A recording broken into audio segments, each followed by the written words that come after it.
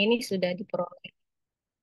Eh, untuk sebelum saya mulai, saya boleh tahu nggak adik-adik mahasiswa ini semester berapa sekarang? Semester 5, Bu. Oh, Semester 5, Bu. 5 semua ya? 5 atau ada yang 7? Ya, kayaknya 5 ya. Oke, jadi saya yakin ini materi manajemen sudah diperoleh ya. Eh, eh, Mungkin kita malam ini hanya ulang kaji saja. Baik ya, eh, kita lihat dulu ya. Untuk yang pertama itu adalah manajemen pembukuan ya. Apa itu manajemen pembukuan? Itu adalah proses pengaturan, pencatatan, dan pelaporan semua operasi ya yang terkait dengan usaha ke dalam usaha keuangan kita dalam usaha kita ya. Kemudian ini bertujuan untuk apa? Bertujuan untuk memberikan gambaran yang jelas dan akurat tentang kondisi keuangan untuk mendukung pengambilan keputusan serta memastikan kepatuhan terhadap regulasi yang diberikan oleh pemerintahan ya. Nah, ini biasanya terkait nanti dengan pajak maupun dengan regulasi keamanan pangan ya. Nah, komponen utama dalam manajemen pembukuan itu sebenarnya secara garis besar ada 7 ya. Eh, Sebentar, saya agak tertutup slide-nya sebentar ya.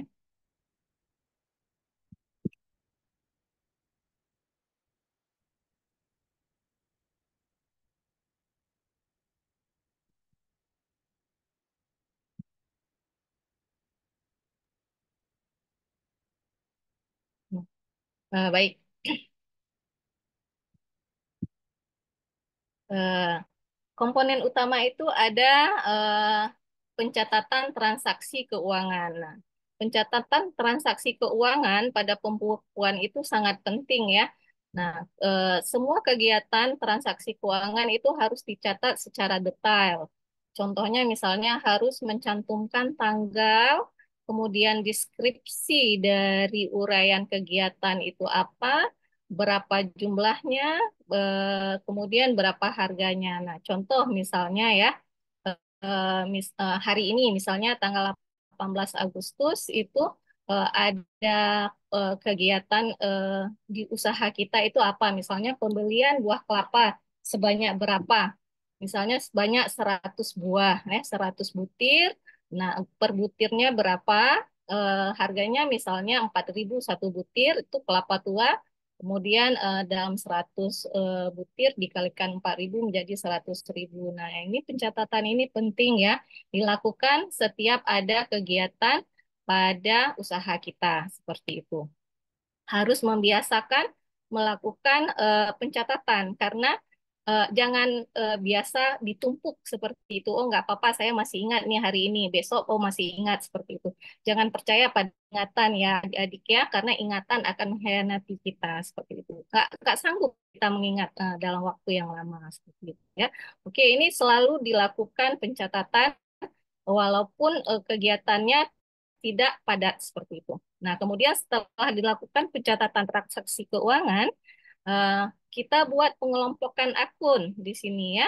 Nah, pengelompokan akun ini penting untuk apa? Untuk memisahkan kegiatan ya. Eh, Sumber dananya bagaimana? Contoh misalnya pendapatan. Pendapatan yang kita peroleh misalnya ini ada dua kelompok ya. Saya dapat informasi dari Bu Lita itu dari eh, liku dan bumbu kering ya. Contohnya misalnya pendapatan dari penjualan PLIU misalnya ya. Eh, Maka dicatat pada akun pendapatan. Kemudian misalnya eh, biaya operasional. Jadi ada misalnya biaya tetap, biaya tidak tetap. Nah, itu dicatat pembelian bahan baku berapa misalnya ya. Biaya operasional misalnya pembelian eh, minyak misalnya ya, atau listrik, penggunaan listrik pada eh, eh, aktivitas industri kita ya, usaha kita seperti itu. Kemudian eh, kita kelompokkan lagi misalnya aset. Nah, aset contohnya misalnya apa di UMKM kita itu alat pengering ya, terowongan misalnya itu menjadi aset, itu dicatat di akun aset. Atau misalnya pembelian Belangong Tano ya. Misalnya pembelian Belangong Tano itu ada berapa? Misalnya ada dua dua item ditulis karena nanti ini akan diberikan kepada UMKM dan itu akan menjadi aset mereka. Nah, ini kan kita membantu menuliskan pembukuan mereka ya, pendampingan seperti itu. Nah, kemudian apalagi selain aset, contohnya misalnya kewajiban. Nah, kewajiban di sini bisa saja kewajiban dalam membayar pajak kalau usaha kita sudah besar atau eh, apa ya jika ada pinjaman itu juga harus diberikan akun untuk kewajiban untuk pembayaran seperti itu ya. Nah, kemudian tahap berikutnya setelah kita mengelompokkan akun dari pembukuan kita, ada rekonsiliasi. Nah, rekonsiliasi ini adalah pencocokan pembukuan yang kita lakukan dengan dokumen lain. Contoh misalnya dengan dokumen laporan kalau kita ada melakukan peminjaman apa ya eh, dana misalnya, atau ada investor memberikan dana ke kita atau mitra ya. Nah, ini harus dicocokkan pembukuan kita itu cocok nggak dengan dana yang diberikan oleh investor atau mitra. Nah, kalau cocok berarti selesai ini rekonsiliasinya sesuai ya. Kalau tidak cocok terdapat selisih, maka kita harus mencari di mana terjadi salah pencatatannya ya. Ini harus seimbang. Jadi ya, harus seimbang antara pembukuan kita dengan dokumen dari pihak yang lain seperti itu. Oke ya, kemudian kita lakukan penyusunan laporan keuangan. Nah, penyusunan laporan keuangan ini dibuat dalam bentuk laporan rutin ya. Nah, laporan rutin ini bisa dilaporkan secara per bulan atau triwulan atau semesteran, tergantung dari intensitas tinggi tidaknya kegiatan di usaha kita seperti itu ya. Eh, Nanti dilihat dia kalau misalnya produksinya sampai 5 kali dalam 1 minggu berarti tinggi ya, maka laporan keuangan itu sebaiknya dilakukan dalam per bulan ya.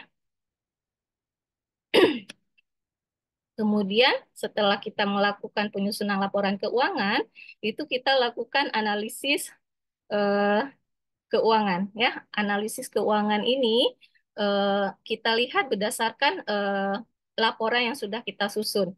Jadi laporan laba ruginya kita lihat ya.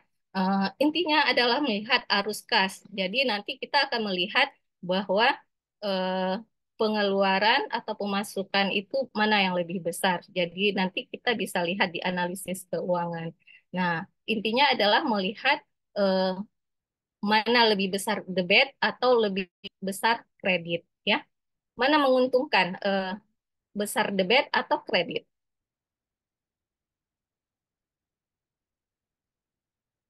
Masih stay ya? Ma- Mana Sih, menguntungkan Bu. lebih besar kredit atau lebih besar debit? Kalau di laporan yang kita buat misalnya. Hmm? Lebih lebih menguntungkan kalau besar kredit ya. Kredit adalah uang kita, sedangkan debit itu adalah pengeluaran ya. Jadi harus dilihat ya. Nah, dari eh, dilihat selisih debit dan kredit, nanti kita bisa ambil eh, apa ya keputusan bagaimana merencanakan keuangan untuk mengambil keputusan apakah kita akan menambah misalnya produk baru atau kita bisa meningkatkan pembelian bahan baku untuk meningkatkan produksi. Jadi dilihat dari penyusunan laporan keuangan ini ya untuk memudahkan pengambilan keputusan. Nah, kemudian eh, eh, poin berikutnya adalah kepatuhan pajak. Nah, kepatuhan pajak ini memastikan bahwa catatan keuangan memenuhi syarat untuk pelaporan pajak dan regulasi pemerintah ya. Nah, biasanya kalau usaha UMKM itu pajak masih belum terlalu ini ya. Tapi kalau usaha perusahaan besar itu biasanya pajak sudah eh, harus dibayarkan. Nah, perlunya kepatuhan pajak di sini karena biasanya buku pajak itu ada dua biasanya ya. Buku pemasukan keuntungan real, ada yang satu lagi buku bayangan biasanya ya untuk memperkecil pembayaran pajak seperti itu. Nah, ini sebenarnya tidak bagus ya, tidak boleh diikuti yang seperti itu.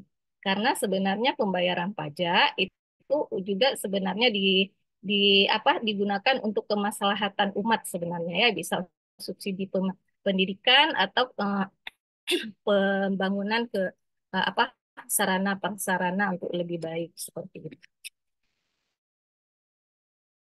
Nah, ya, keamanan data ini sangat penting sebenarnya ya. Jadi bagaimana kita menjamin bahwa pembukuan kita itu tidak sampai informasinya bocor kepada pihak yang tidak diinginkan. Jadi di, harus kita buat keamanan yang kuat, misalnya seperti Enscript ya. Kemudian kita perlu melakukan cadangan data secara rutin, jadi pencadangan secara berkala ya. Nah, ini biasanya ada tidak hanya pada pembukuan ya, pada aplikasi lain juga dilakukan pencadangan data untuk mencegah terjadi hilang data atau informasi ya. Oke, kemudian kita lihat di sini ada manfaat manajemen pembukuan. Nah, ini memudahkan pengambilan keputusan pertama. Kalau keuntungan kita besar, berarti kita bisa berbuat banyak di dalam usaha kita ini ya. Kita bisa merambah lebih gencar lagi melakukan promosi misalnya atau meningkatkan eh, eh, nilai produksi kita atau memperbanyak varian dari produk seperti itu ya. Nah, kemudian poin kedua itu meningkatkan transparansi. Nah, ini lebih dititik beratkan kepada mitra biasanya ya atau kreditur atau investor. Jadi laporan keuangan, laporan pembukuan ini jelas uang yang diberikan berapa misalnya, terus kita eh, belanjakan berapa, sisa dananya kemana, seperti itu ya. Nah, ini kepatuhan terhadap regulasi ini ya terkait lagi dengan pajak dan regulasi. Kalau di kita di produk pangan berarti ada kepatuhan terhadap regulasi keamanan pangan ya. Kemudian mengoptimalkan arus kas. Nah, berdasarkan pembukuan misalnya per bulan, kita berdasarkan bulan lalu kalau ada misalnya item-item sebenarnya yang bisa dihilangkan, kita bisa menghilangkan sehingga arus kas di bulan berikutnya itu lebih efektif ya seperti itu. Baik, nah kemudian dari manajemen pembukuan kita coba lihat ke manajemen usaha digital. Nah, pendekatan apa itu manajemen usaha digital? Itu adalah pendekatan yang mencakup pengelolaan dan pengorganisasian semua aspek bisnis ya yang menggunakan teknologi digital. Nah, di sini biasanya melibatkan strategi, eh, alat, praktek untuk pengelolaan operasi maupun pemasarannya ya. Nah, pada saat ini manajemen usaha digital itu sekarang sangat sangat ini ya, sangat familiar dengan kita eh, dan sangat booming ya. Ini ada beberapa sebenarnya faktor yang memicu manajemen eh, digital marketing itu lebih lebih maju sekarang dibandingkan dengan yang dulu ya. Yang pertama itu konsumen belanja online meningkat ya. Jadi dari hasil survei itu memperlihatkan data bahwa 88% itu konsumen sudah lebih memilih belanja online dibandingkan dengan offline seperti itu ya. Kemudian faktor kedua yang meningkatkan kenapa bisnis digital itu lebih maju, lebih banyak digunakan, itu karena peningkatan pengguna internet ya, meningkat. Jadi meningkat dari 34 juta menjadi 45 juta pengguna aktif ya. Nah, kemudian salah satu ini yang sangat mempengaruhi adanya kebijakan pemerintah. Jadi pada tahun 2019 itu ada COVID-19 sebagaimana kita ketahui sama-sama. Nah, untuk menghentikan penyebaran virus COVID-19 ini, pemerintah mengeluarkan regulasi social distancing ya. Jadi tidak boleh keluar rumah, jaga jarak, hanya apa? Hanya yang pihak-pihak tertentu yang memang harus menjalankan tugasnya eh, baru bisa keluar, yang selebihnya itu bekerja dari rumah atau kuliah ya melalui Zoom. Jadi memang eh, digital itu booming pada saat ini ya. Nah, pada saat itu adik-adik di mana? Sudah semester berapa?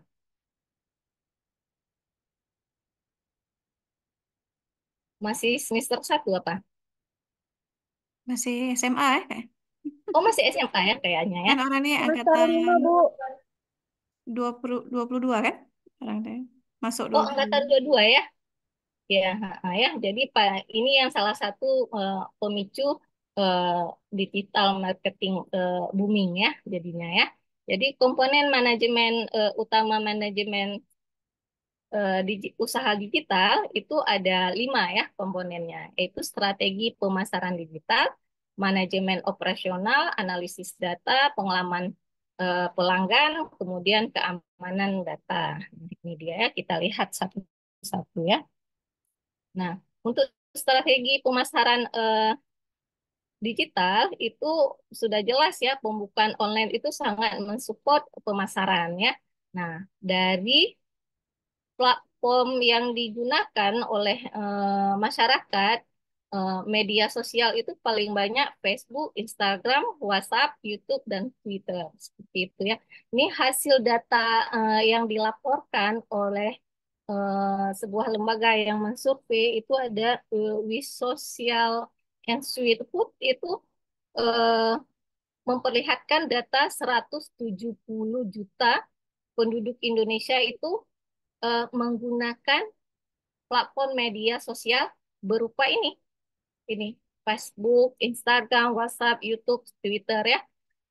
Itu mereka menggunakan pengguna aktif ya, berarti ada yang pasif gitu. Nah, pengguna aktif 170 juta jiwa penduduk ya bermain media sosial. Nah, mereka menggunakan platform media sosial ini itu rata-rata 8 jam 52 menit ya. Jadi dalam satu hari kita punya waktu 24 jam.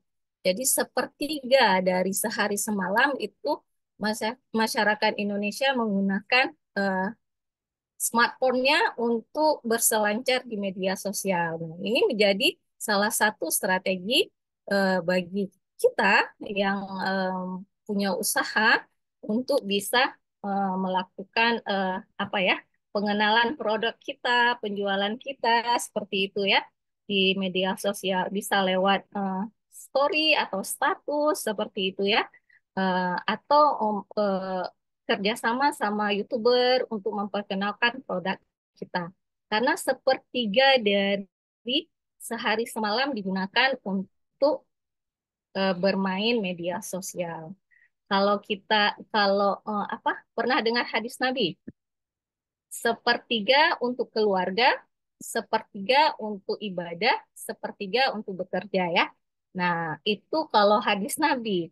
Kalau sekarang itu sepertiga hari digunakan untuk main media sosial, dua per tiga lagi itu digunakan untuk yang lain ya. Apalagi sekarang ada istilah generasi rebahan. Asal tidur itu nggak tidur, main handphone ya, seperti itu. Jadi ini salah satu strategi kita untuk bisa memperkenalkan produk kita itu melalui media sosial. Selain media sosial, itu juga kita bisa menggunakan, misalnya usaha kita udah lebih besar lagi ya, kita bisa buka toko online ya, misalnya seperti di platform mobile itu ada Tokopedia, Shopee, Blibli, Bukalapak, dan lain-lain ya. Nah, ini sebenarnya tidak boleh sebut merek ya, tapi tidak apa-apa. Sebagai contoh agar lebih mudah, eh, contohnya lebih mudah diterima ya. Kemudian apalagi yang strategi yang perlu dilakukan adalah strategi pemasaran. Contohnya iklan online ya. Iklan online ini kita bisa menggait selebgram biasanya ya. Itu eh, karena setara artis ya. Jadi biasanya produk lebih dinotif oleh konsumen seperti itu ya. Nah, kemudian pada saat iklan online ini juga kita bisa membuat konten ya. Konten itu yang bisa yang lagi viral. Kalau saat ini lagi viral apa adik-adik untuk konten?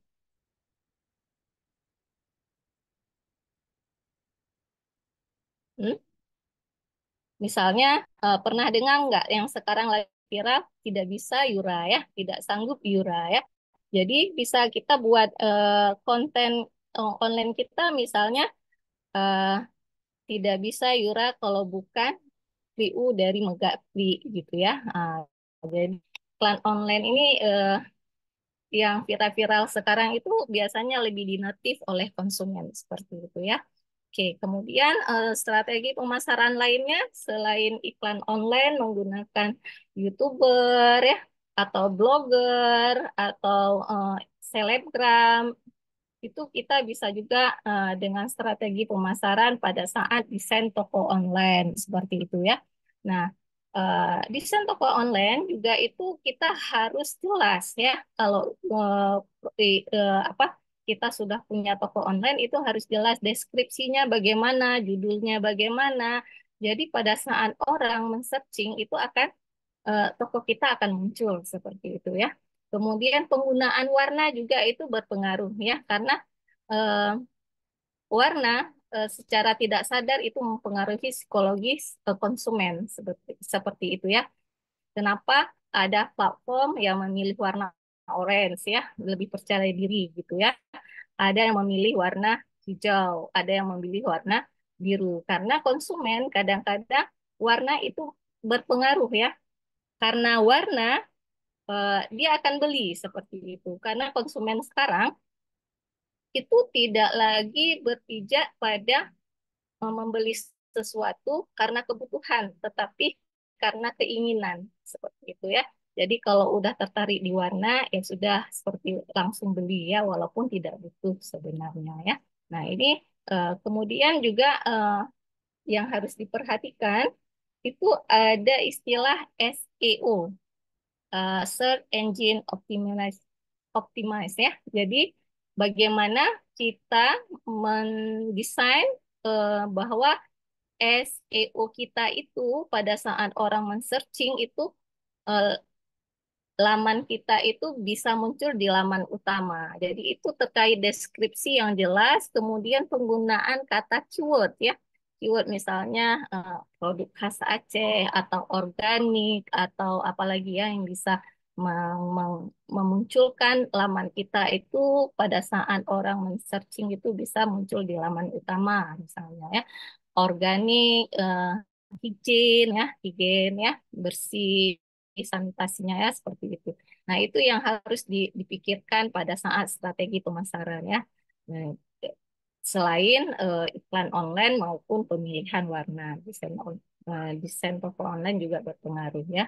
Oke, seperti itu adik-adik ya.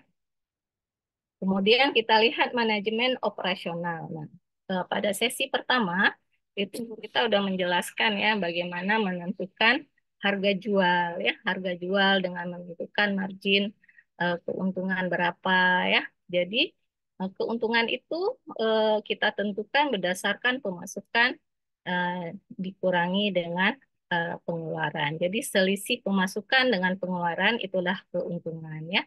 Nah, apakah keuntungan itu penting? Penting tidak adik-adik? Penting ya, karena penting untuk bisa usaha kita berlanjut. Kalau nggak ada untung, nggak bisa berlanjut seperti itu ya. Nah, ini keuntungan ini penting ya. Bahkan kita bisa memperlebar seperti itu ya, memperlebar jaringan ya. Kemudian untuk manajemen operasional itu pembukaan online merupakan salah satu solusinya ya. Nah, misalnya di sini kita bisa menggunakan program kasir. Nah, ini untuk program ini mungkin Bu Rita nanti akan menjelaskan lebih lanjut ya. Nah, untuk program kasir ini merupakan platform layanan kasir eh, yang berbeda ya dengan kasir konvensional. Kalau kasir konvensional itu kan dia terkait dengan PC ya. Kalau yang kasir ini itu dia bisa diakses dari mana saja, bisa menggunakan smartphone maupun pakai tablet ya. Nah, keunggulan-keunggulan dari program kasir ini dia bisa untuk usaha kecil dan menengah ya UMKM nih untuk memudahkan pengelolaan bisnisnya ya. Nah, di kasir ini kita ada beberapa fitur unggulannya. Kita apa ya punya manajemen stok. Jadi kita bisa mengecek stok itu secara real time ya, nggak harus di mana saja bisa terhubung seperti itu dengan program kasir ini. Jadi stoknya berapa, misalnya hari ini PLIU atau bumbu kering 10 tercatat. Rupanya hari ini ada terjual 3, jadi otomatis akan stoknya itu akan terkurang secara otomatis, berarti sisanya 7. Jadi kita bisa mengecek berapa stoknya, apakah stoknya sudah rendah atau masih belum butuh untuk diproduksi ulang seperti itu ya. Nah, kemudian ini juga program kasir ini itu dia terhubung dengan layanan pembayaran beberapa layanan pembayaran ya, misalnya bisa menggunakan e-wallet atau transfer ya. Jadi bisa menggunakan pembayaran digital lebih gampang, apalagi saat ini eh, orang kemana-mana itu sudah jarang membawa uang dalam jumlah besar. Jadi bisa secara pembayaran digital ya. Kemudian keunggulan lainnya dari program kasir ini itu dia punya layanan pelanggan. Jadi eh, penggunanya itu eh, bisa apa ya tanya jawab melalui aplikasi terkait dengan aplikasi ini. Dan aplikasi ini sangat mudah digunakan bahkan bagi orang yang tidak ramah teknologi ya seperti itu. Nah, itu beberapa keunggulan dari kasir. Nanti mungkin Bu Rita akan banyak lagi menjelaskan tentang program aplikasi kasir ini dan kenapa MBKM memilih kasirnya. Eh, Kemudian, apakah ada platform lain untuk pembukuan online? Ada beberapa ya, ada Mokapos, ada Pawon, ada IZT, itu hampir sama juga dengan kasir. Eh, dengan eh, apa ya fitur-fitur unggulannya yang berbeda-beda. Misalnya Pawon itu dia lebih ke produk retail dan makanan. Misalnya untuk IZT dia lebih banyak untuk apa ya pembayaran digitalnya lebih banyak seperti itu tersedia ya. Untuk Square mungkin lebih cocok untuk usaha jasa seperti itu ya. Nah, ini salah satunya. Nah, keuntungan menggunakan program ini itu data tersimpan ya seperti itu, ada manajemen stoknya ya. Kemudian dia juga ada laporan keuangan per bulan, per minggu itu selalu tersimpan. Jadi kita bisa melihat data dari transaksi yang sudah dilakukan ya. Proses inputnya juga sangat mudah, kemudian dapat mencetak struk belanja dan lain sebagainya ya. Nah, ini tentang aplikasi kasir sebagai pencatatan pembukuan online. Baik ya. Kemudian untuk komponen lainnya adalah analisa data. Nah, analisa data ini dilakukan untuk menganalisis data pelanggan dan pasar untuk memahami biasanya tren, perilaku, dan efektivitas ya dari konsumen agar bisa diterapkan ya. Nah, data data pasar pelanggan ini itu dilakukan biasanya berdasarkan dua ya, diambil data primer dan sekunder. Data sekunder itu yang biasa sudah dilakukan oleh orang lain. Misalnya dari hasil-hasil penelitian, buku, jurnal, atau dari majalah buletin, dari data pemerintah, misalnya dari BPS ya, statistik, kemudian ada dari data kompetitor, dari usaha yang sama tapi pesaing seperti itu ya. Kalau untuk usaha-usaha besar dari kompetitor itu mereka melakukan ya dan mempublish. Biasanya dijual datanya ya kalau kita mau seperti itu. Nah, ini yang data dari kompetitor. Tapi kalau dari pemerintah itu gratis biasanya ya.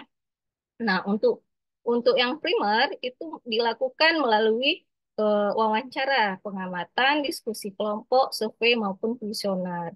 Nah, ini biasanya dilakukan survei pasar untuk melihat target pasar kita mau sasar target pasarnya yang mana ya. Kemudian ada segmen pasarnya lagi nanti ya, yang dibagi berdasarkan ada 4.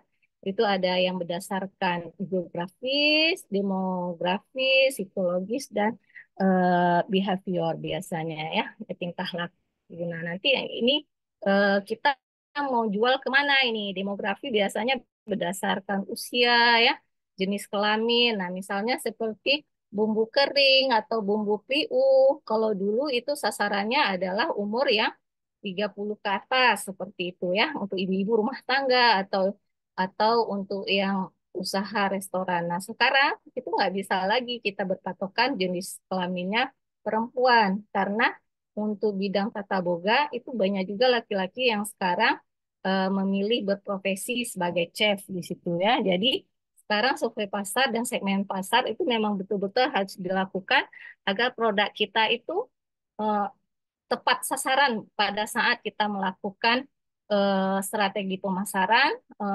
kemudian promosinya itu sesuai dengan eh, target pasar yang kita inginkan ya. Nah, ini dia ya. Kemudian eh, pengalaman pelangganan. Kalau di digital marketing itu menciptakan pengalaman yang memuaskan bagi pelanggan melalui interaksi dan responsif personalisasi itu sangat penting ya. Misalnya kalau ada orang yang memesan, kita harus fast respon ya, harus cepat gitu.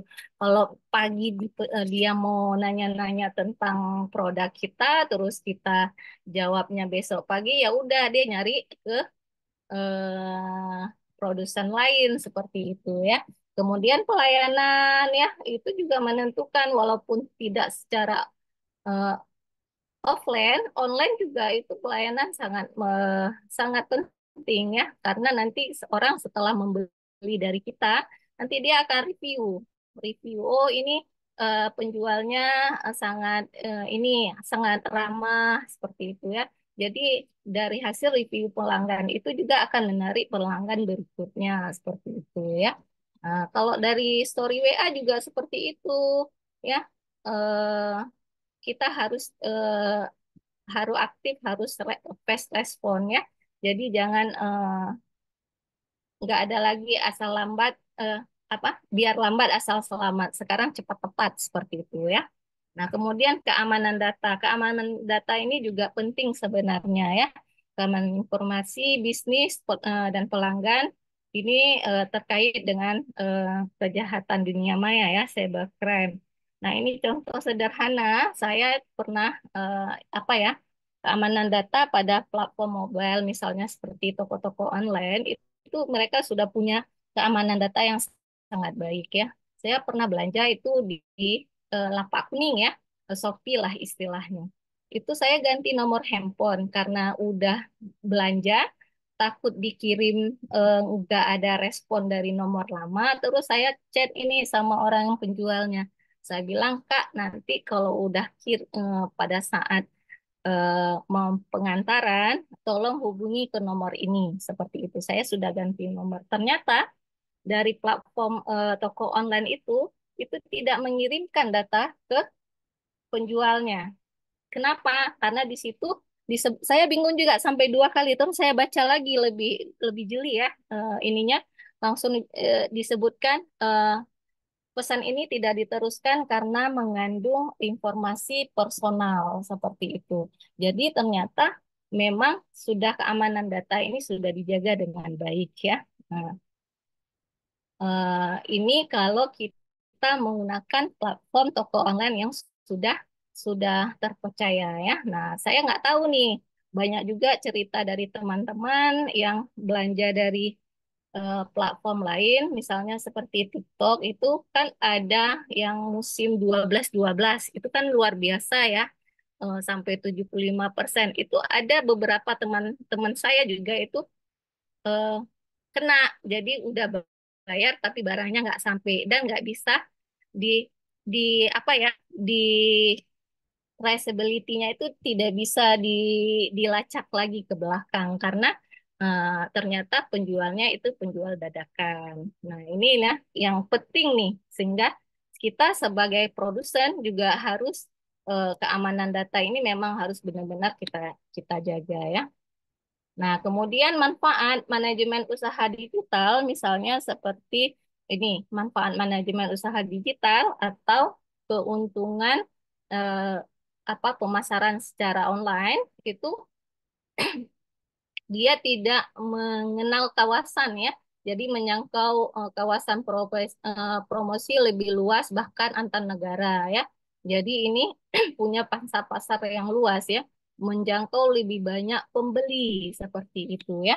Bisa. Jadi tanpa batas waktu, jadi tidak ter terbatas dengan hanya kalau di offline kan dari jam 9 misalnya sampai 9 pagi sampai jam 6 sore. Nah, kalau ini tanpa batas ya, tanpa batas waktu. Jam 1 juga bisa order seperti itu ya. Nah, kawasan juga seperti itu. Nah, ini saya cerita sedikit ya. Udah punya adik angkatan, dia itu punya usaha sebagai desainer ya, acara, bisa mendesain bed nama, mendesain eh, leaflet yang untuk kegiatan-kegiatan itu dia kerja jam 2 malam karena konsumen dia itu bukan dari orang Indonesia tapi dari orang Inggris gitu. Modal dia hanya di garasi dengan printer dan komputer satu, udah seperti itu. Jadi eh, memang kita harus punya modal pertama ya, harus bisa bahasa Inggris ya, bahasa internasional ya.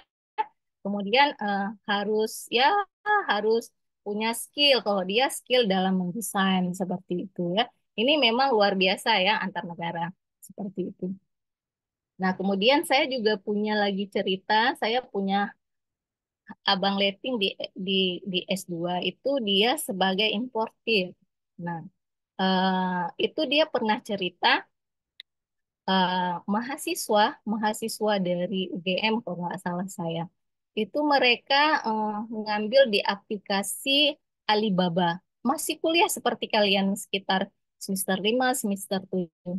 Nah, dia nggak punya apa-apa, cuma punya toko online di Alibaba, kemudian dia posting posting eh, Jepara, eh, kursi Jepara, tempat tidur Jepara. Nah, dia minta izin dulu ke dalam pengrajinnya, ya.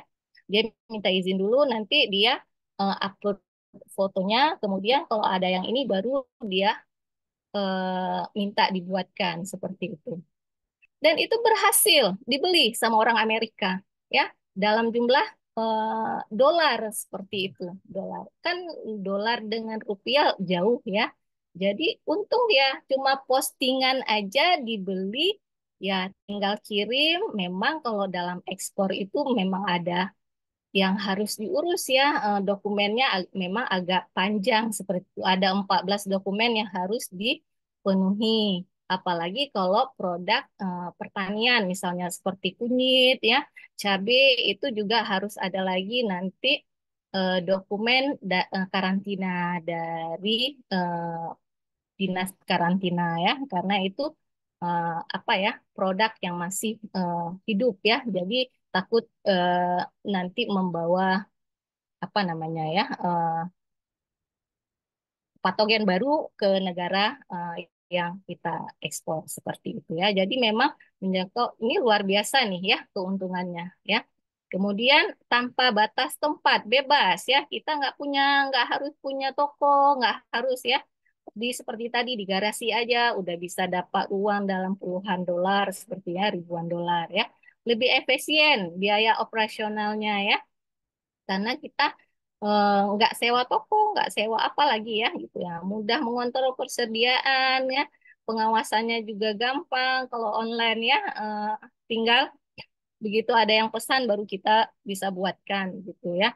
Kemudian sudah jelas menghasilkan keuntungan besar karena secara logika kita tidak punya tidak harus menyewa toko secara offline seperti itu ya. Untuk sewa toko aja udah berapa sekarang? 30 juta ya, 40 juta kalau di kawasan yang apa profitnya menguntungkan seperti itu ya.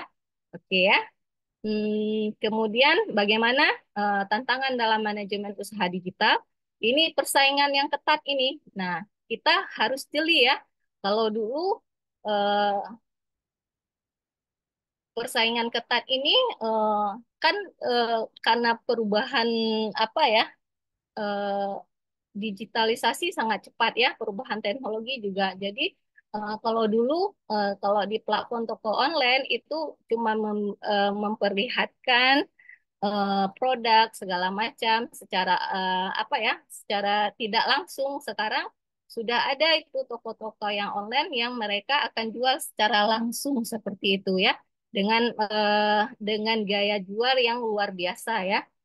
Pakai-pakai apa ya istilah misalnya seperti Yura tadi ya, Yura tidak sanggup kalau bukan pakai eh, beli misalnya PRIU dari Megah Plik seperti itu kan sekarang lagi booming Yura ya.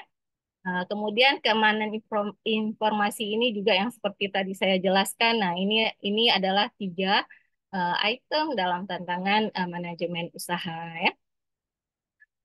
Kemudian ini kalau kita membuka toko online di platform mobile itu gampang sekali sekarang tinggal Play Store, daftar, buat toko, kemudian tambah produk. Nah, tinggal kita isi pengaturan ya. Nah, ini contoh-contoh dari platform toko online. Oke ya. Nah, ini transaksi online yang di marketplace. Nah, adik-adik juga sekarang kan sudah sangat familiar ya setelah eh, social distancing. Nah, dari saya sekian materinya. Saya kembalikan ke Bu Rita ya. Nanti akan ditambahkan oleh Bu Rita lagi. Baik. Oke, terima kasih Bu Sri atas pemaparannya. Silahkan kalau ada yang bertanya.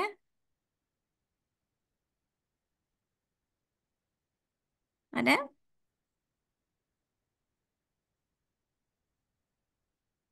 Bu Sri, kalau masalah pengertian debat kredit memang ada berbeda ya antara misalnya apa namanya akuntansi dengan perbankan.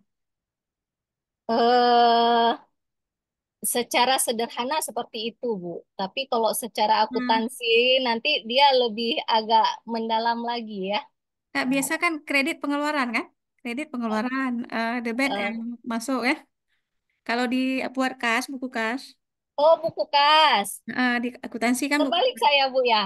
Oh, Nah, oke. tapi kalau kalau di perbankan, misalnya ada Iya, uang masuk ke rekening kita kredit kan? iya, kredit Kalau keuntungan. kita Jadi belanja debit debit, pengeluaran. debit berkurang Iya, uang kita debit, bertambah uang kita di rekening kredit. Jadi kayak kebalikan ya. iya, Nah, nanti kebalikan. anak-anak boleh dipahami lagi karena kayaknya memang ada perbedaan definisi di situ ya. Iya. Heeh. Kayak kita juga ada kartu kredit misalnya kartu kredit Iya. artinya apa? Kita nggak ada uang tapi diberikan pinjaman oleh bank kepada kita. Jadi kita Iya, mendapatkan dana, tapi itu disebut dengan kredit kan? iya, iya. Jadi mahasiswa ada pertanyaan silakan.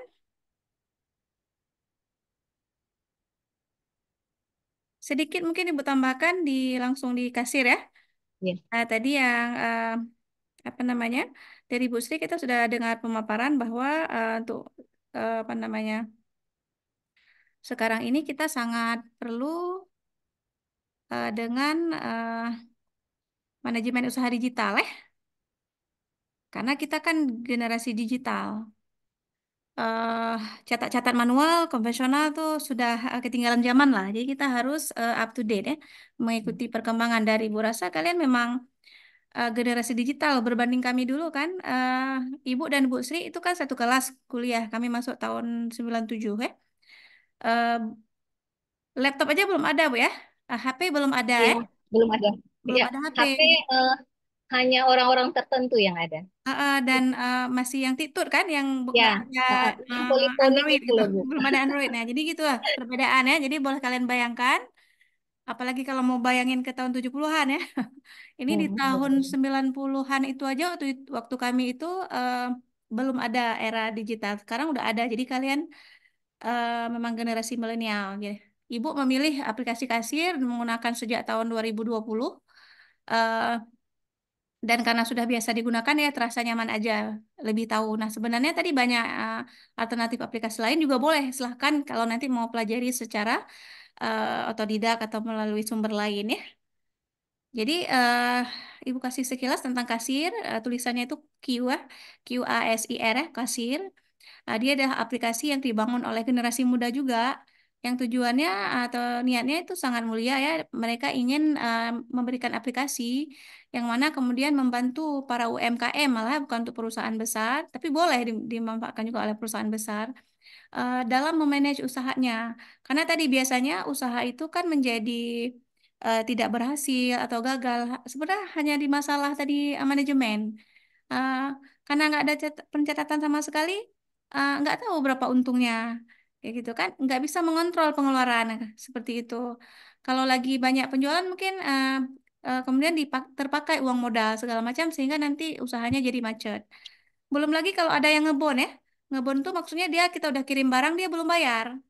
Kalau nggak dicatat, lama-lama kita lupa. Nah, sementara kalau ada pencatatan atau manajemen, itu nggak akan terjadi. Oke lah teman itu lupa bayar, tapi kita ada di dalam catatan dan nanti nampak sama kita, kita bisa menagih kembali ya. Dan pengalaman Ibu dalam coba-coba jualan, itu beberapa kali teman-teman lupa bayar, tapi Ibu malah nunggunya pas dia order berikutnya. Kita kirim bon yang kemarin belum ya, kayaknya lupa. Teman kita tuh jadi malu ya. Padahal nggak ada niat, maksudnya kita nggak nagih itu karena juga agak sungkan mungkin. Tapi begitu dia order berikutnya, kita kasih tahu yang kemarin belum ya, boleh bayar sekalian dengan yang orderan kedua, kayak gitu kan? Orderan yang sekarang. Nah, itu eh, kita menjadi lebih apa namanya bermartabat waktu menagih karena ada tadi catatan kita kan. Kemudian kita juga tadi bisa membantu orang yang lupa tadi. Kalau dia lupa nggak bayar kan dia berdosa ya.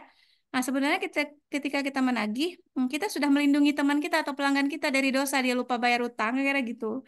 Nah jadi eh, ada salah satu aplikasi yang Ibu pakai yang namanya Kasir. Nah ini kita bisa menggunakan Android kita untuk apa namanya mengoperasikan aplikasi Kasir ini. Nah, ini dia misalnya permasalahan tadi yang Ibu ceritakan ya, tentang permasalahan yang dialami oleh para usaha mikro kecil menengah ya, UMKM, usaha mikro kecil menengah ya. Dia misalnya nggak tahu kondisi tokonya. Mungkin apa namanya? Jadi seperti ini misalnya ya, niatnya berdagang malah begadang, jadi kebalik-kebalik gitu ya. Jadi akhirnya nggak pernah ada yang sukses. Uh, Efeknya lagi, generasi muda sangat pesimis dengan menjadi wirausaha ya. Padahal sekarang kan pendidikan kita diarahkan untuk menghasilkan entrepreneur-entrepreneur muda ya, yang kreatif, inovatif. Nah, uh, kalau melihat cerminan UMKM yang tadi tidak ada manajemen, nggak mungkin juga menarik minat anak muda untuk menjadi pelaku UMKM. Tapi begitu kita bisa benahi ya bahwa eh, apa namanya, misalnya sudah ada loh aplikasi yang bisa digunakan sehingga membuat kita bisa memanage usaha UMKM kita dengan keren. Anak muda juga bisa tertarik untuk melakoni menjadi pelaku UMKM, kira seperti itu ya. Ini misalnya mau cek penjualan malah check up ke dokter. Jadi terjadi apa namanya penyimpangan ya. Harus stok opname malah di opname. Jadi eh, bermacam-macam hal terjadi yang apa namanya berujung kepada ketidaksuksesan sebuah UMKM ya. Jadi itulah masalah di pedagang tadi, catatannya masih manual, kadang malas, tercecer ya, kemudian nggak ada rekapan. Rekapan ini sangat perlu tadi kalau untuk melihat total penjualan, total pengeluaran, sampai kemudian bisa menghitung margin keuntungan yang diperoleh ya. Kalau sudah ada manajemen usaha digital, kita bisa memantau mingguan, bisa memantau bulanan atau triwulan ya, dan tahunan. Kemudian sistem yang ada ribet dan mahal ya. Eh, Akses pendanaan terbatas. Memang kita ketahui ya bahwa misalnya walaupun di perbankan ada membuka apa namanya pinjaman ya, tapi masih terbatas. Nah, inilah kira-kira menjadi latar belakang daripada anak-anak muda ini yang kemudian membangun salah satu platform yang bisa digunakan yaitu kasir. Di sini kita mau membawa model pedagang zaman old menjadi pedagang zaman now. Kalian tuh pedagang zaman now. Bagaimana? Salah satunya misalnya jualan pakai kasir, ya. Cek stok pakai kasir, laporan penjualan juga ke kasir, badan riang pusing hilang ya. Lelah berkurang karena pakai kasir dan gratis pula downloadnya di Play Store ya, seperti itu. Ibu kemarin ada apply ini mesin EDC ke Bank Aceh. Jadi ibu walaupun jualannya iseng-iseng ya, ibu udah ada mesin EDC. Jadi kalau ada teman-teman belanja telur atau belanja PLIU sama ibu, itu boleh masuk ATM ke mesin ibu, gesek kayak di yang di Indomaret ya. Nah, apa ibu lihat kemarin kekuatannya? Ibu bisa mendapatkan mesin itu ya. Kita kan harus apply ke bank. Salah satunya karena ibu pemakai kasir. Jadi dia minta kan, Bu, bisa nggak dikasih lihat ke kami laporan penjualan ibu? Ibu bisa panggil langsung dalam hitungan detik aja kan? Setahun bisa, 2 tahun bisa, terserah dia. Karena ibu mulai pakai kasir di tahun 2020. Jadi datanya tuh masih ada kan? Nah, jadi terkejut dia kan, rapi kali ini manajemennya bisa langsung kasih tahu. Kalau dia mau lihat rincian item yang terjual juga bisa. Berapa buah PLIU, berapa papan telur, nampak semua di situ ya, ada di ringkasan belanja. Padahal ibu nggak ada menginput. Yang ada hanya setiap ada orang beli dibonkan. Nah, itulah yang kemudian apa namanya terakumulasi secara sistematis dalam sistem manajemen di kasir ya. Jadi kemudian kasir juga menawarkan keunggulan lain, misalnya catat, canggih, cuan ya. Catat kita dah tahu, canggih juga berarti karena kita pakai Android ya. Cuan, cuan ini artinya ada yang tahu.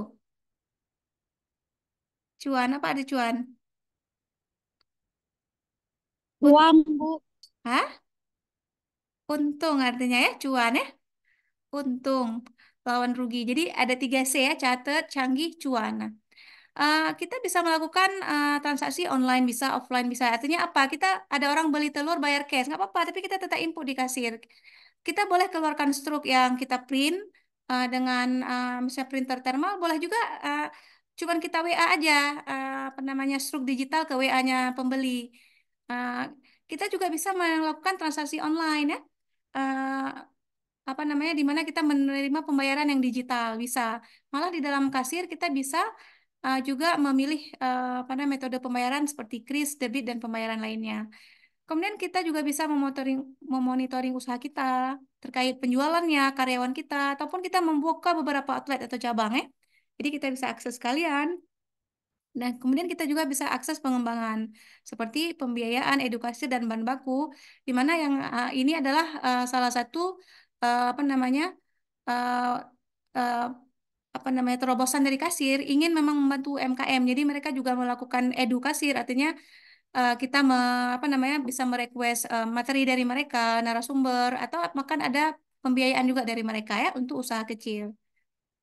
Nah, kalau pada saat ini apa namanya ini data ya, data misalnya ada berapa usahawan di Indonesia, di seluruh Indonesia, kemudian eh, lebih daripada 60 komunitas terbantu ya. Ini menunjukkan apa namanya orang-orang yang sudah menggunakan aplikasi kasir ya eh, di Indonesia. Jadi kasir semakin besar dan dengan banyaknya masyarakat yang percaya untuk menggunakan kasir, kasir pun bisa meningkatkan pelayanannya kepada masyarakat ya. Baik, bagaimana langkah kalau kita mau memakai kasir? Itu yang pertama tadi kita udah kenal kasir itu adalah QASIR ya, kasir pakai Q ya. Kemudian kita buka aja Play Store, ketik aja kasir nanti akan keluar. Lambangnya seperti ini ya, ada merah ada tulisan kasir. Nah, itu boleh kalian download. Setelah di-download terinstall di HP kita ya. Nah, setelah terinstall kita bisa apa namanya? Login ya dengan nomor HP kita seperti itu. Nah, apabila nanti misalnya dalam rencana Ibu kita kan yang UKM Megahpli ada satu lagi UKM Ata ada dua ya yang bumbu kering Ata yang akan membuat sabun itu UKM Megahpli. Nah, mereka akan kita buatkan akun kasir. dengan usaha masing-masing. Jadi nanti waktu keluarkan struk belanja keluar terus UKM Megah Pli gitu. Beli di UKM Megah Pli kan keluar ya. Seperti itu. Nah, untuk sementara untuk latihan, Ibu akan add kalian menjadi seperti jadi karyawannya UKM tuh. Nah, jadi seperti itu. Jadi nanti dengan HP kalian, kalian bisa login sebagai karyawannya di masing-masing UMKM. Nah, sehingga nanti ketika kita akan melibatkan kalian dalam penjualan produk, kalian bisa melakukan input dari HP masing-masing. Nanti mudah-mudahan pengalaman ini menjadikan kalian lebih memahami kasir dan juga bisa membantu kalian kalau mau mencoba lagi program-program yang lain. Yang lebih penting nanti Ibu berharap kalian memang bisa menggunakan kasir ini untuk usaha kalian sendiri di masa yang akan datang ya. Nah, kasir ini free. Free-nya apa? Dengan fasilitas seperti ini misalnya kan off-take tak terbatas ya. Pegawai tak terbatas, produk tak terbatas. Nah, kasir juga menawarkan nanti yang pro, kasir pro ya. Kasir pro memiliki tambahan ya. Tambahan misalnya tadi laporan penjualan otomatis, otorisasi pegawai, kita juga bisa apa namanya? Membuat sistem absen pegawai di dalam kasir ya. Jadi kita tahu kapan dia masuk, kapan dia istirahat keluar pulang ya. Kemudian kita bisa mengatur tipe order, membuat perhitungan pajak otomatis ya, yang sangat penting kalau usaha kita sudah membesar. Ketika kita mengurus izin misalnya jadi CV, jadi PT, kita kemudian akan terlibat ke harus membayar pajak. Nah, ini juga dibantu perhitungannya oleh kasir ya. Nah, kalau kita ingin mendapatkan layanan tambahan ini, maka kita harus ambil Kasir Pro. Nah, Kasir Pro inilah yang harus kita bayar. Boleh bayar bulanan, boleh bayar tahunan. Nah, fitur premium yang diberikan oleh kasir ketika kita sudah membeli Kasir Pro, kita bisa merancang logo usaha, mengelola diskon, kan memberikan catatan tambahan, dan membuat juga struk yang ringkas. Nah, ringkas struk ini sangat penting untuk menghemat kertas ya waktu ngeprint. Nah, ini juga kalau Ibu pakai, jadi Ibu struknya pendek aja ya dan tulisannya lebih rapat. Oke, ini ada gambar, kalian bisa lihat ada model-modelnya. Mungkin pernah kalau kalian ke kafe yang modern, waitersnya datang ke kita nanya pesan apa, dia nggak nyatet lagi di kertas kan? Dia ada kayak Android besar, dia tek tek tek gitu kan? Ini ada model yang seperti ini, tab. Kemudian ada juga yang Android printer thermal, dia kayak Android, tapi di kepalanya itu ada tempat gulungan kertas di mana kalau dia buat transaksi dia bisa mengeluarkan stroke ya, print stroke gitu. Nah, ini disebut printer thermal. Kenapa? Karena dia nggak memakai tinta. Jadi kita harus membeli kertas gulungan khusus yang kita masukkan. Nah, bagaimana sistem ngeprint? Ngeprintnya ada dengan apa namanya panas. Sehingga kondisi alat kita tuh harus tercas penuh. Jadi semakin low baterai, semakin kabur tulisan yang terprint. Jadi kalau sudah low baterai, tinggal dicas aja lagi. Nanti hasil printnya jelas. Jadi dia tidak memakai tinta ya. Disebut dengan printer thermal ya.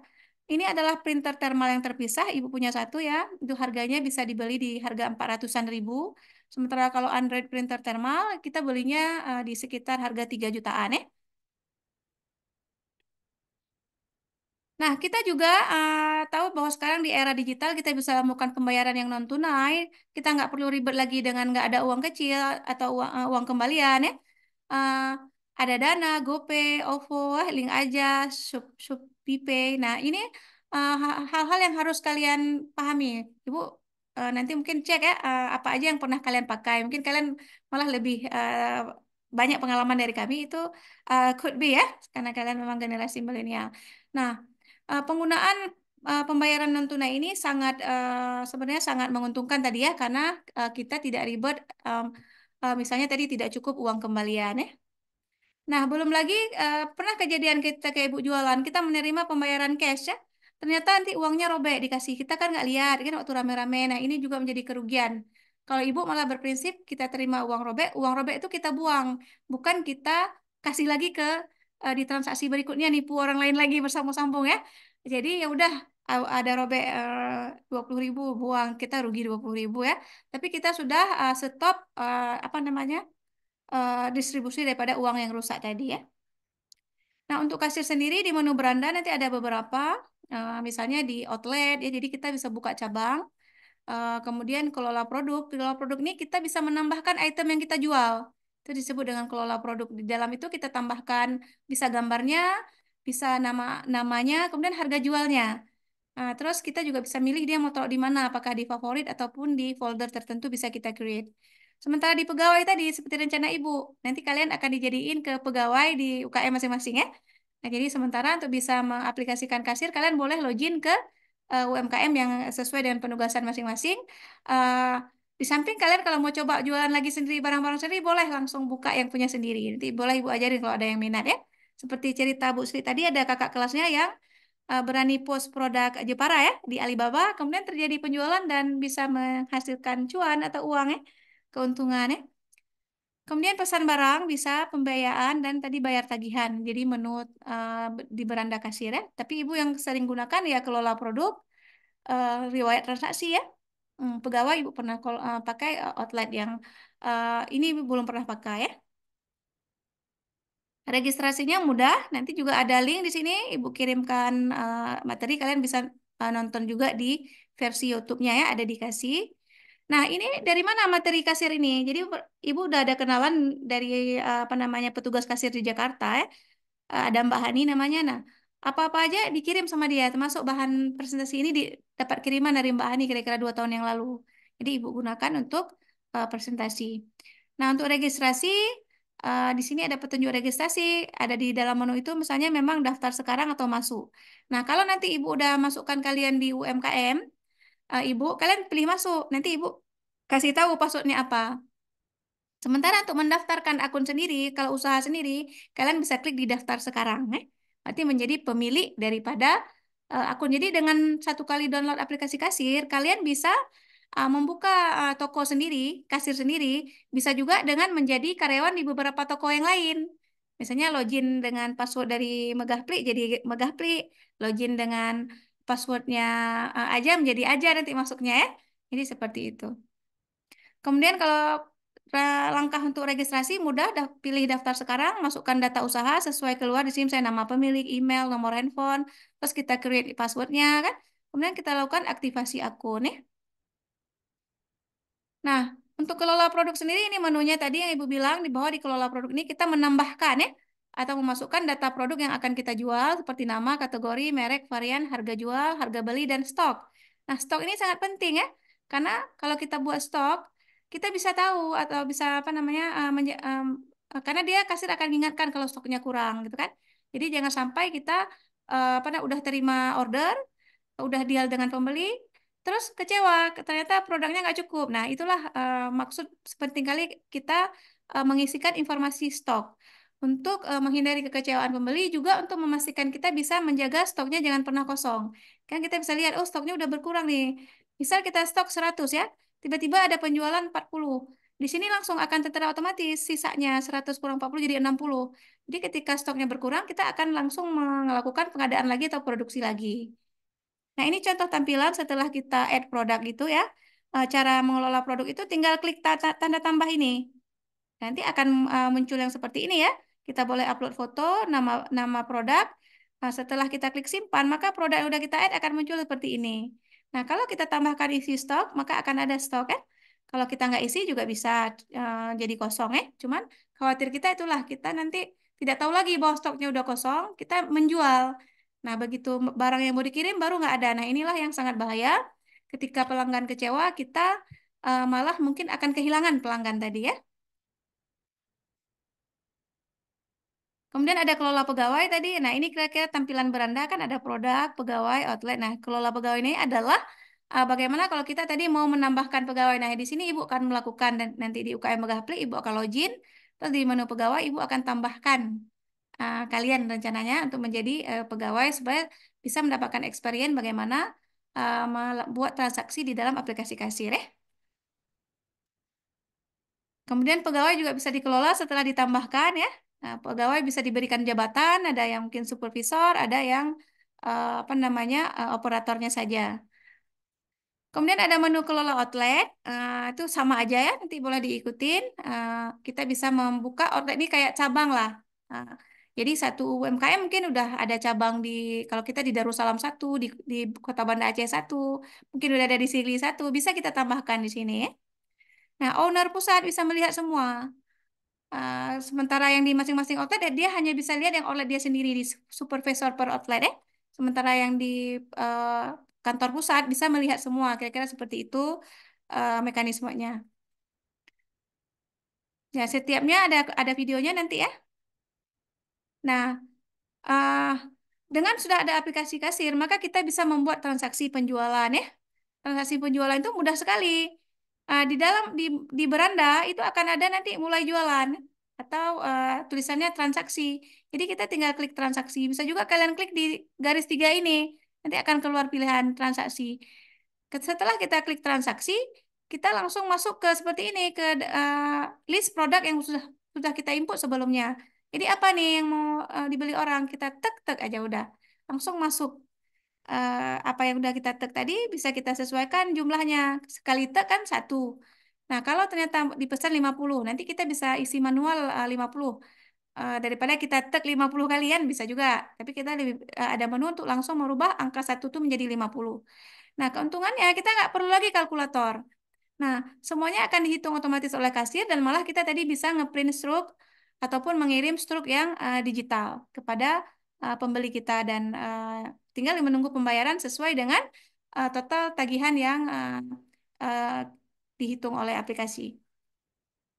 Nah, proses pembayaran ini yang paling keren bahwa dengan aplikasi kasir, di dalam kasir sendiri kita bisa mengeluarkan kris ya, kris code, uh, atau Ibu selama ini melakukan apa namanya memberikan nomor rekening langsung kepada apa namanya pelanggan Ibu tidak dengan apa namanya mengambil kode daripada aplikasi kasir. Tapi ke depan kalau kita mau boleh kita juga langsung terintegrasi semua dengan kasir ya, krisnya kris bawaan kasir.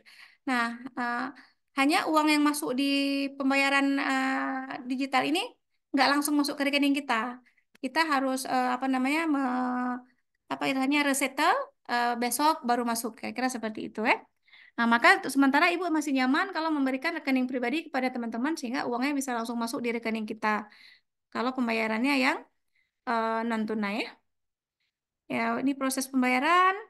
Kalau kita dibayar tunai, kita bisa langsung klik dibayar tunai ya, sehingga ada juga di sini di case misalnya uang pas, kita pilih uang pas. Di case uangnya uh, dia kasih ganjil, kita tinggal ketik aja angkanya. Nanti di dalam struk akan keluar berapa harus ada pengembalian ya.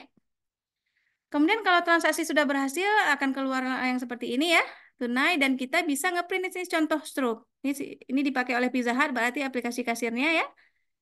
Nah, dipakai logo boleh, kita bisa buat logo tadi kalau sudah pro. Kemudian lunas tadi karena transaksinya tunai. Nah, kemudian kita ada menu riwayat transaksi ya. Riwayat transaksi di sini kita bisa melihat ada transaksi yang sudah lunas, ada yang kasbon. Kasbon ini adalah ketika barangnya sudah kita kirim, terus sudah diambil, tapi uangnya belum dibayar. Maka kita jangan klik tadi, jangan buat transaksi tunai. Kita buat transaksi yang kasbon. Artinya masih utang. Nah, inilah tadi ketika teman-teman lupa ya, eh, kita ada di sini nggak hilang. Jadi kita bisa menagih kembali. Jadi kita tinggal buka kasirnya. Ini siapa ya yang belum bayar? Kita lupa. Tapi begitu kita buka kasir, kita jadi teringat, oh iya ini si Fulan belum bayar. Tinggal kita kirim ulang struknya kepada yang bersangkutan ya untuk mengingatkan. Kemudian kita juga bisa melihat di sini rangkuman tadi laporan bulanan ataupun riwayat transaksi harian ya. Eh, ini sangat membantu. Nah, total harian juga keluar di sini. Jadi kita juga bisa tahu ya, oh hari ini udah berapa ya omset penjualan kita. Jadi nampak ya. Sementara untuk rangkuman sendiri, seperti yang Ibu kirim ke bank, begitu diminta laporan, Ibu kirim yang ini. Terkejut ya orang bank, oh Ibu lengkap kali ya data data apa namanya penjualannya. Ya, karena kita pakai aplikasi ya, jadi kita langsung kirim.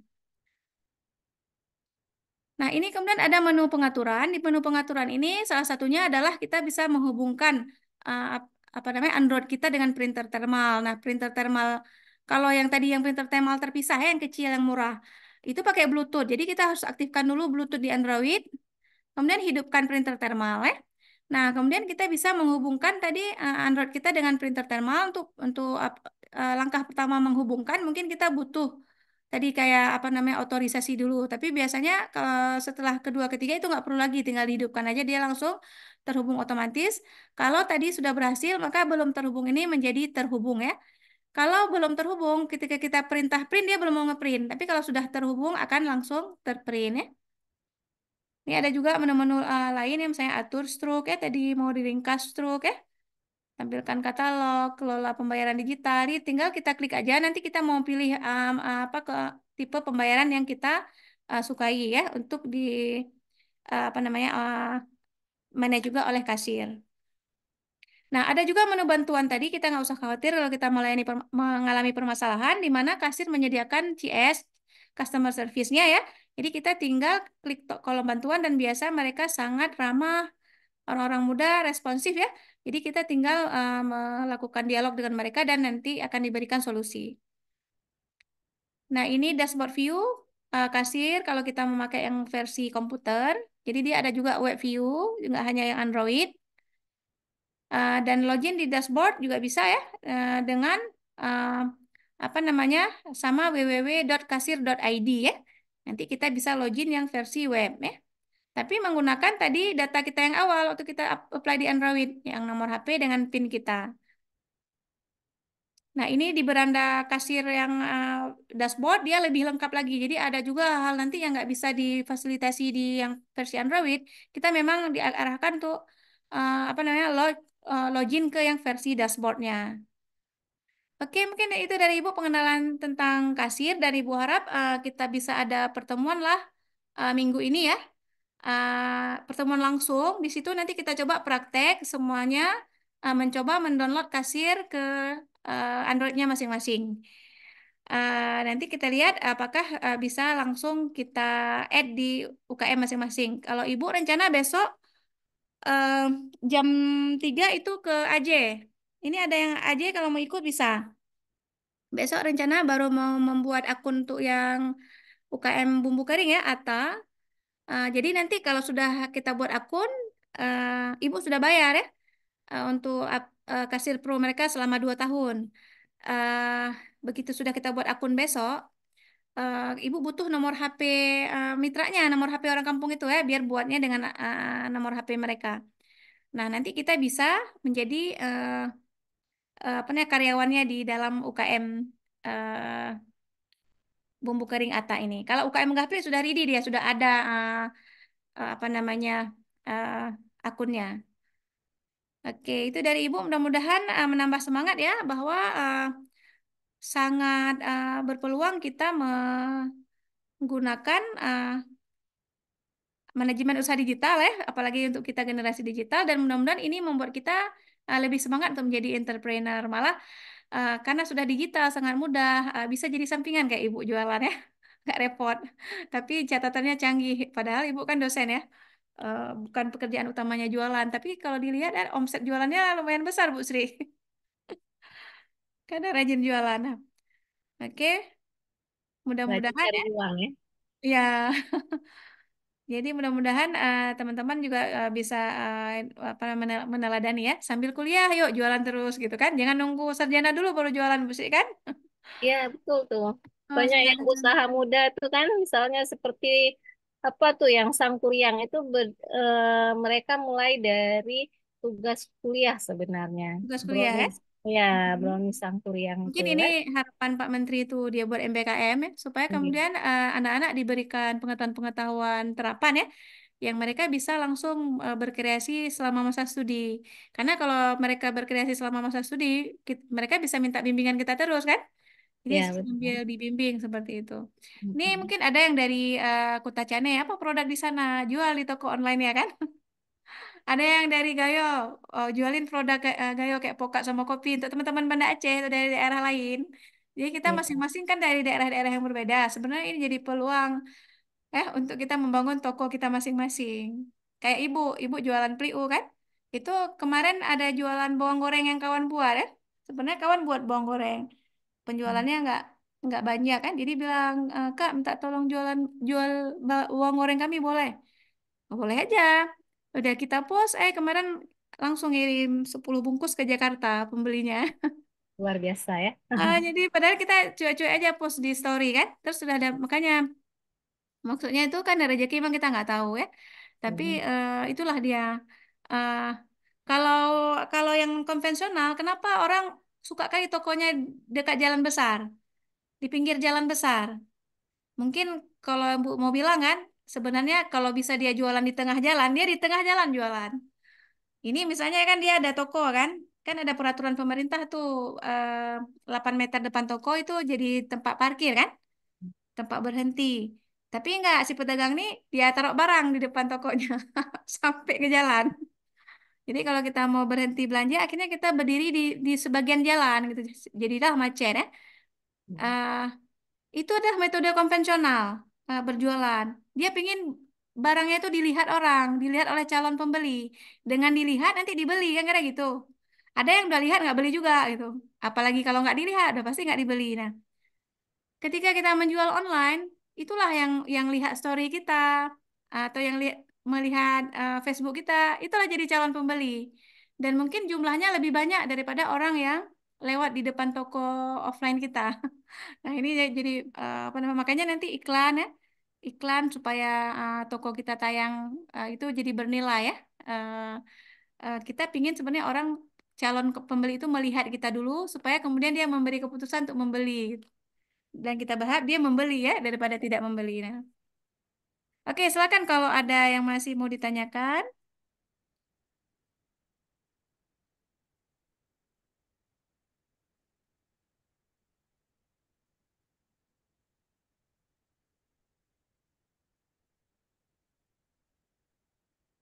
Ada?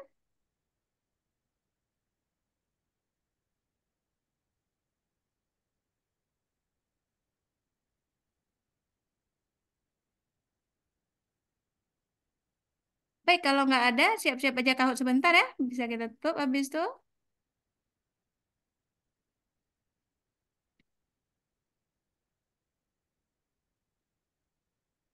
Ini hadirnya lengkap ya malamnya. Ada 11 tadi ya.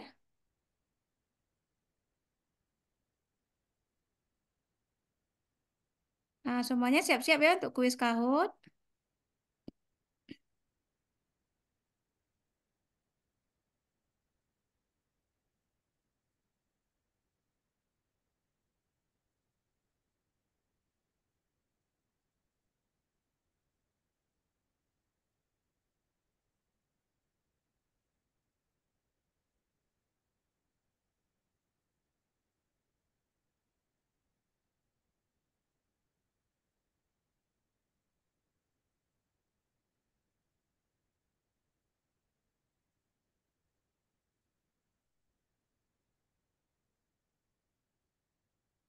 Pinnya 559207 ya.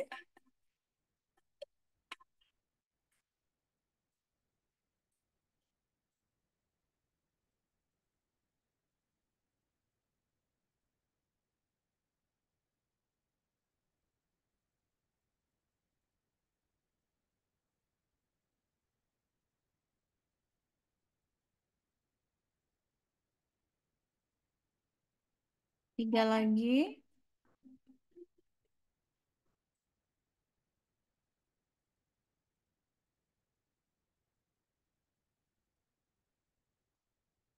Oke, udah 9 ya Ibu Ustadz ya. Bismillah ya.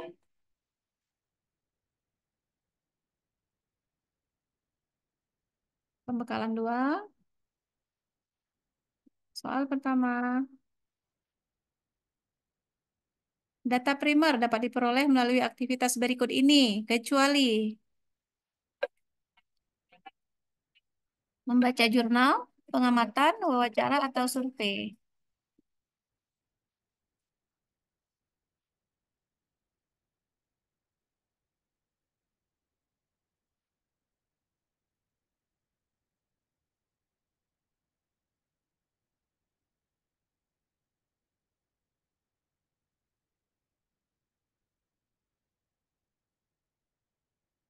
Oke, satu orang yang masih ya. Kenapa terjawab wawancara ya? Wawancara primer, karena langsung ya. The best yang paling cepat menjawab, Jinan masih ya. Soal kedua, aplikasi pembukuan secara online yang dipilih pada program MBKM ini adalah IZT, Square, Kasir, atau Pawon. Good ya, semua benar. Soal ketiga, komponen utama manajemen pembukuan ada berapa? 6, 7, 8, atau 5?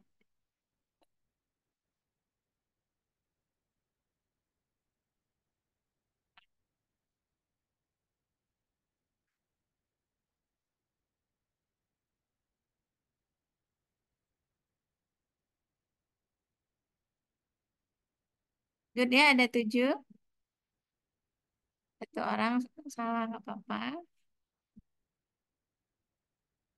Soal keempat, komponen utama manajemen digital ada berapa?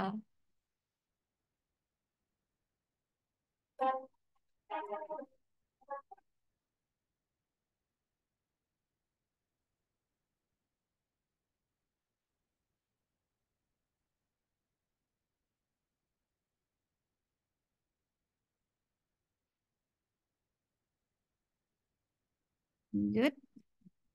Ada 5 ya. Soal terakhir, berikut beberapa faktor yang menjadi tantangan dalam manajemen usaha digital, kecuali keamanan informasi, perubahan teknologi cepat, keputusan konsumen, persaingan yang ketat.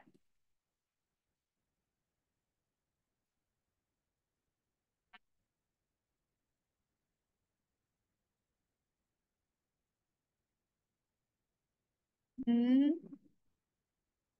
oke, 90% lah ya. Keputusan konsumen ya. Nah, nggak terkait dengan kita ya, pengusahanya, tapi ke konsumennya. Kita hanya attract gitu ya.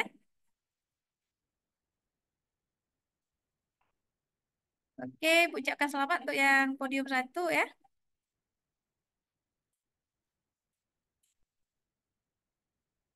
Oke,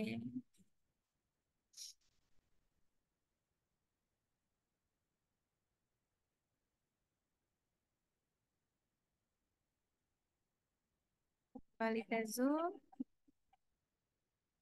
Ibu stop share ya.